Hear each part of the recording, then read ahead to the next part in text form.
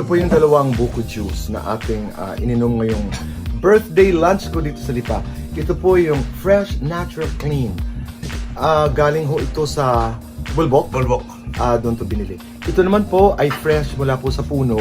Dito sa Inakyat ni Aday at ginawa rin buko juice. So dalawang ating buko juice ngayon. Isang commercial pero napakasarap dahil galing ho dito sa Bulbok. Ito naman po ay galing sa puno ng niyog namin dito sa Lipa. Pag hindi commercial, anong tawag mo?